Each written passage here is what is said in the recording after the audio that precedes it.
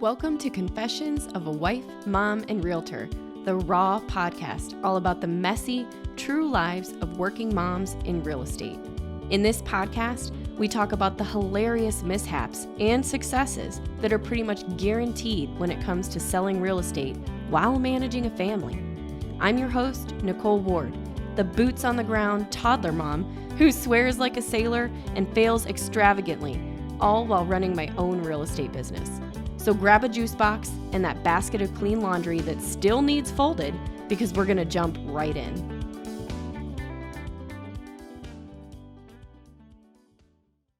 Hey everyone, I've got Alicia Barton with us today. How you doing, Alicia? I'm doing great. It's Friday.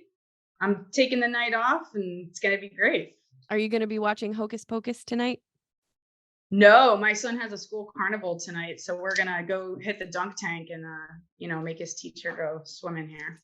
I always loved doing that, but I never hit it. Never, not once. Yep. So we'll see what happens. We're going to invest some major cash in that this evening. All right. Well, you'll have to let me know how it goes. All right. So Alicia is a real estate agent here in Northeast Ohio, up near Lake Erie, correct?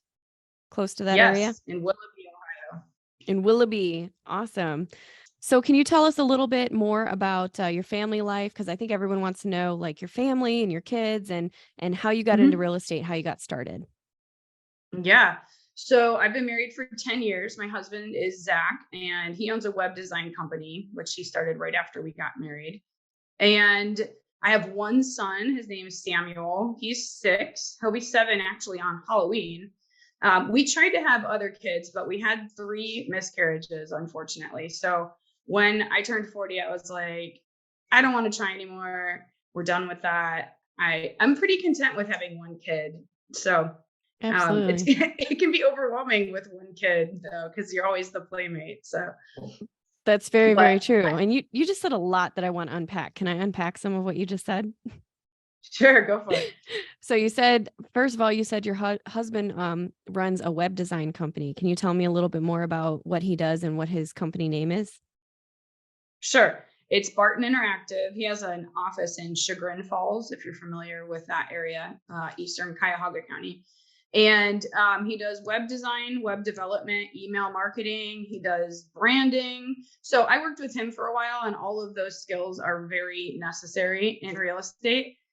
Taking care of social media, coming up with logos or, email marketing, all of that stuff. So I find that super helpful to have a background in that. I've interviewed a lot of moms for this podcast, and I'm seeing a common theme, and that is that, moms who have partners, not the single moms, but the moms who have partners typically have some sort of real estate support from their partners, even if their partners have other careers, which some of them do, and some of them are in real estate too. But I've noticed that that support is a common denominator and theme. So do you have his company run everything you do, or have you taken the skills from what you've learned there and applied it to your real estate business? The second one. Yeah. He definitely has a bunch of his own clients. So I've taken those skills. I used to do the social media for a shoe company and, a tax run, state run children's organization. We lived out west for a while. And so I did a lot of marketing for different companies like that out there. Wow. Okay. I mean, that's crazy. Well, good for you and good for him. And make sure you send me the website domain for his company so I can drop it in this podcast episode if anybody wants to check it out. Awesome. Yeah. And he has a side hustle where he does estate cleanouts and reselling. So that's really nice with Send real me estate that too. Well. Yeah, because then he can clean out a house that's full of stuff. Maybe somebody has an estate that they inherited. Then, I take on the listing or I can refer him to other realtors. It's a nice partnership there too. We used to run a dumpster business, and we actually got quite a few listings from people that were ordering a dumpster for a house clean out. They were getting ready to list. So we got quite a few from that too. So yeah, that's a really good hand in hand hustle that you got going on. Right. Yeah. So the other thing I want to unpack unpack that you brought up is all of the miscarriages that you had. If you don't mind, I'm just curious, like, how did you handle that? I mean, what was your life like when that happened? That's serious. And we've had some moms on the show that went through IVF have had miscarriages as well. So I'm just curious how that Yeah. affected you. Right. So we got pregnant with my son super fast. I was like 33 when we got pregnant with him, which is a little bit older. But then by the time we were ready to start having another one, I was 36, which they consider geriatric pregnancy, which is Right. kind of shocking to hear that word Stupid. at 36. Yeah, but it was a completely different situation because I had had postpartum anxiety with my son. So I was, um, yeah, I don't know. I had high blood pressure. And then we lived in California and we lived through a couple wildfires. And I got pregnant right after a really massive wildfire where we had to evacuate our house. And I just kind of, you know, got really stressed out. And we got pregnant the next month. And that one we lost at 7 weeks. And then we got pregnant a month later. And that one we lost at 7 weeks, like to the day, like almost the exact same amount of days. Then it was a couple years before we got pregnant again. We got pregnant right at the beginning of COVID, actually. It was a surprise. We hadn't really been trying. And we were Right. pregnant for 20 weeks and we found out that the baby had died in utero. So we actually had to deliver a stillborn baby, which was super traumatic. I've never imagined or heard about that really halfway through the pregnancy. And so, you know, it was a little boy. We got to name him. We actually still have his ashes, which we need to bury. So it's just, you know, it's pretty intense. At that point, I was like, I can't try this anymore. There's so much risk involved in this. And I'm pretty content with my family the way it I'm is now, so you know. sorry. That is Yeah, thank you. traumatic and heartbreaking. I absolutely can't imagine. Did you ever find out why this kept happening to you? They said it was the high blood pressure. Like I only have high blood pressure when I'm pregnant. I don't know if it's like anxiety related, but And there was nothing they could do to help you with that during your pregnancies? not by the time they found out because it's not like that the first trimester. It starts elevating in the second trimester. So Wow. Well, you I was are going a to have to be saint. one of those people that's on bed rest and all that stuff. Right, right.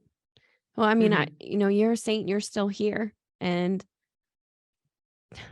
trying to get through that, but you have a beautiful son and a family and Hmm. I those are things that you never forget or never move on from. There's no recovery from something like that, but there is healing in a way and learning to move on with your life in a way and I'm very sorry, but I'm Right. happy that you're here and I'm happy you're talking about it because there are not a lot of people that would have the strength to talk about something like that. So thank you for sharing that with us. Right. I feel like we should definitely talk about it more. It makes it a lot easier to process through the whole situation. Yeah. And you know what? I interviewed somebody recently who had a similar situation. And maybe if you're up for it, because I know she's still in dealing with it phase, but maybe I'll connect you too. Yeah. Yeah, because we have a family member who went through it 3 times as well, and we definitely talked a lot, went out for coffee. I think it helped. And then I did the same thing when I was going through it. I met with somebody who had gone through it as well. I think we need to support one another as women. I 100% agree. We need to see more of that. I mean, the women have been taught from a young age that you have to be competitive with each other, that that's the way of the world, that we all have to be one-upping each other all the time, especially in middle school and high school. There's that edge. But as adults and as women who have real lives and real things going on, we need to support each other, especially during some of these more traumatic things that happen to a lot of people, you know. But I think it's something like 30% of women have gone through it. So, That's a really high number. That's an unfortunately mhm. high number. Yeah. Well, thank you for sharing. And, maybe you can talk to me a little bit. I know that you did just get your real estate license within the last 12 months. And, you said you have a 6-year-old. So what was it like? And why did you decide to get your license when you did? And how has it been having a little boy? Yeah. So my previous career before I helped my husband out was as an educator. I used to teach 4th through 8th grade for about 10 years. And ever since I quit teaching, I've always wanted to pursue real estate, but we never had the extra income to go to school, or I knew we were going to move soon. And so I didn't want to do my licensing again in another state. Right. So I waited until in 2020, we moved back to Ohio from California, and we got settled in. And then I started my real estate classes at Hondros last year in September. I know you can take them really quickly, but I wanted to process and learn as much Right. as I possibly could. So I took 2 or 3 months to take the classes and then 2 months to study. I took my test only one time in January and passed it. Whoop, whoop. And I'm a January and yeah, Lindsay too. We're babies. yeah, it's easy to think about in your head, Yep. That's how Absolutely. long I've been in it. Like, oh, it's the 10th month now, almost October. So I've been licensed 10 months. So what has the last 10 months been like for you? Well, the first month I was trying to juggle two careers, as I know a lot of people do the part-time thing. So I was still Right. trying to do reselling with my husband and do real estate. And um, I attended a panel of realtors called Part-Time to Full-Time Agents. And at that particular moment, I realized the thing holding me back was the fact that I wasn't giving real estate 100%. Right. And so from that moment on, I didn't do any more reselling during business hours, especially not just Monday through Friday, but 7 days a week, giving real estate everything I had, asking tons of questions, doing as many classes. And I was in a coaching program, texting, calling her all the time. I'm sure I got on her nerves.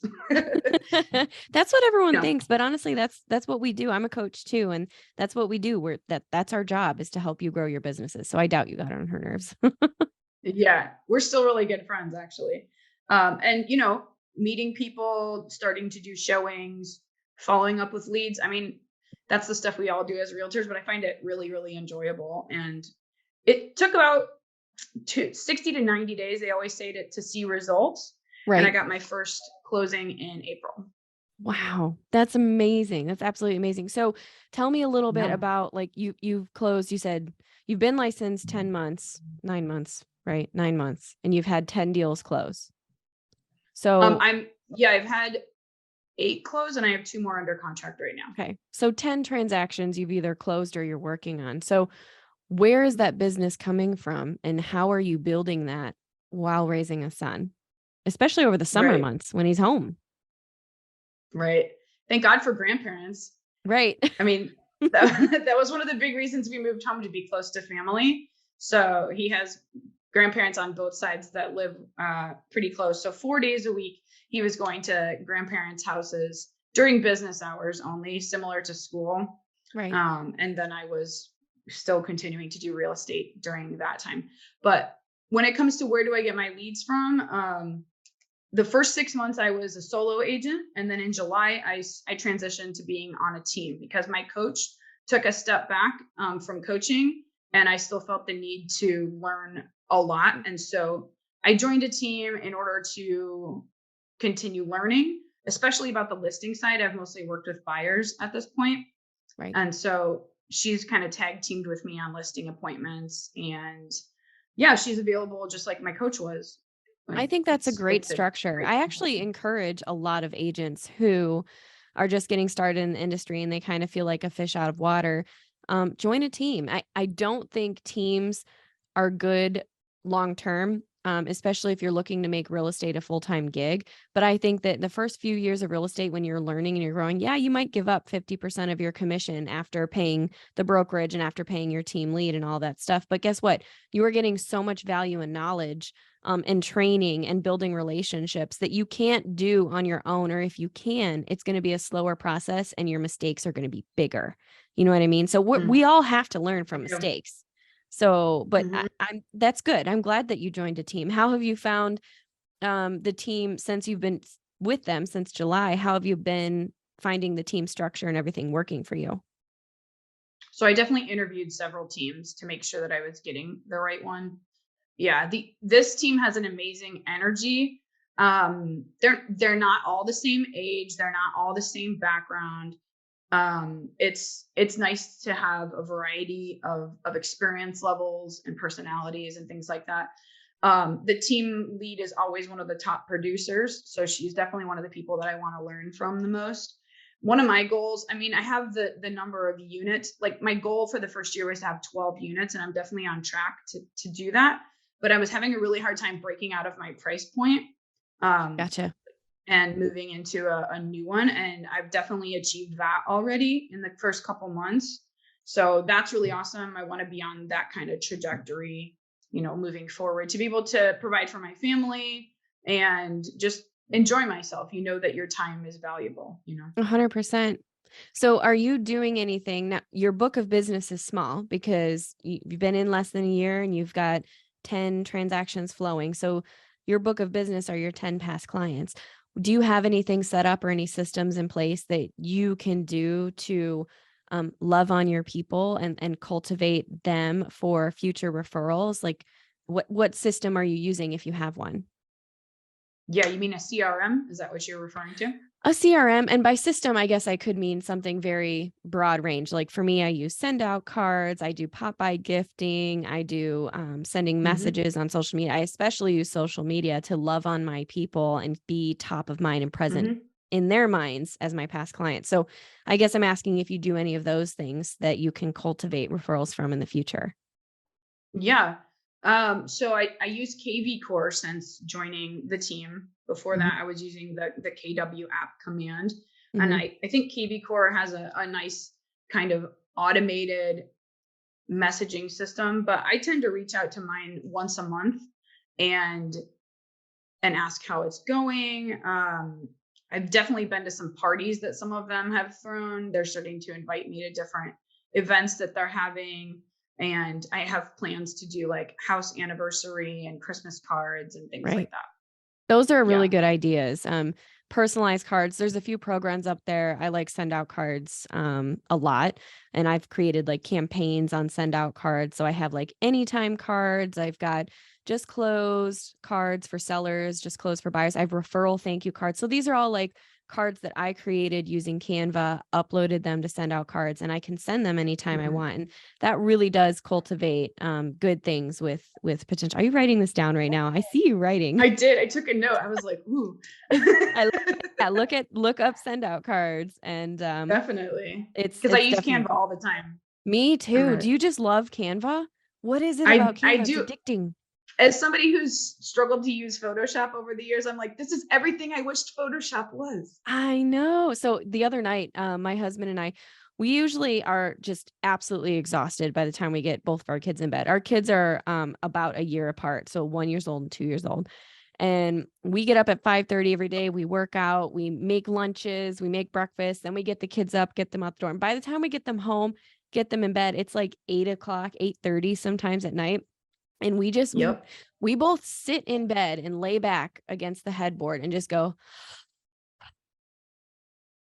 we have nothing to do. Yep. One night, Dan opened up his computer and he pulled up Canva, and I shared a template with him on Canva that he was playing around with. That guy was up till midnight playing around on Canva, just doing Yep. random marketing things. And he does not really have a creative bone in his body. I'm the creator. He's the brains, the business growth manager, things like that. And he got so Hmm. addicted just right off the bat. I mean, I I know loved you kind of get lost in it, and then you're like, oh my gosh, I just blew 2 or 3 hours. It's exactly what happens. I have to put a timer on myself. If it's during the workday and I know I need to create something, I have to give myself 20 minutes. That's it. That's all you get. Right. Exactly. That's a good idea. So, tell me about maybe a cringy or funny experience that you may have had in real estate since you've joined, and or Yeah. you can incorporate being a mom if you want, but just tell me about something cringy.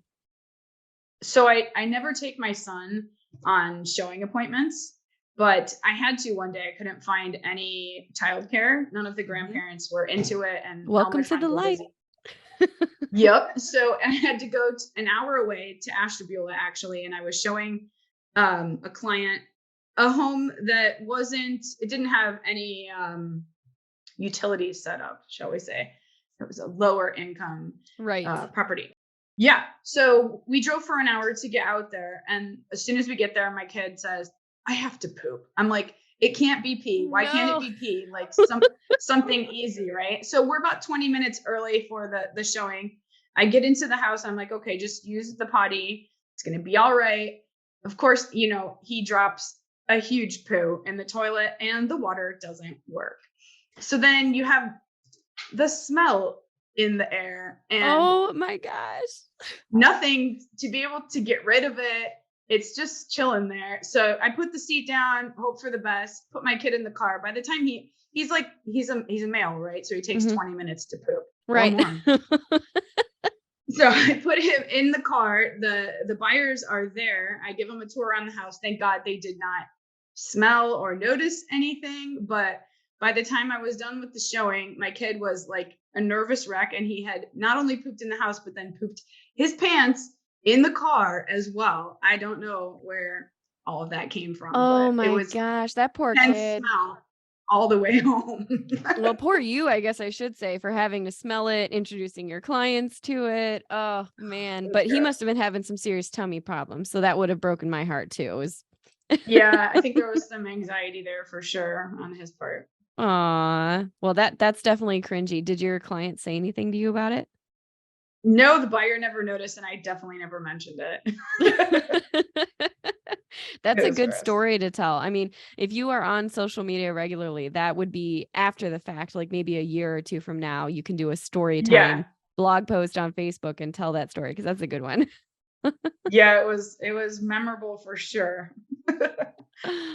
Oh man. Well, I only have one question left for you for the day, but before I get to that Mhm. question, if our people wanted to reach out to you, any of our listeners, they wanted to connect in any way, what would be the best way for them to get a hold of you? I mean, I have social media. That's really a fun way to interact with people that I haven't met before. I have a Facebook, an Instagram, and a LinkedIn. I have a Okay. personal and a professional page on Facebook and Instagram. So What's your that's a at? fun way to reach out. What's my what? What's your at? Like how would they find you on social media? At Alicia Barton Homes. Alicia Barton Homes. Okay, that's a good one. So my last question Yep. of the day is, what's your confession? I love this question.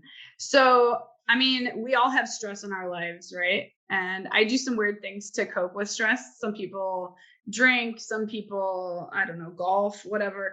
I have a plant addiction. So I have a compulsory need to shop for and buy plants and then hide them from my husband so that he doesn't know that I have bought plants, and then I just bring them out or put them in a corner until he's like, why are there so many plants around? I currently have over 60 plants, Oh and I my have gosh. plans. Yeah, I have plans to expand. That is amazing. Okay, that's a really good confession. I have a plant addiction. I haven't heard that one yet. That's a good one. So, do you Yeah, garden a lot in the summertime then? I do. We have raised beds, so I like veggies and all that too. I'm gonna But I pick your mean, brain. I'm one of my clients is closing today on a house, and so I'm going to give him a plant because I know he loves them. That's And awesome. my team lead, hopefully she's not going to hear this before her birthday, but I have a plant that I picked up for her that I know she really likes. So Oh, that's awesome. Well, cool. That's a good yeah, confession. I like that confession. Good one. yeah.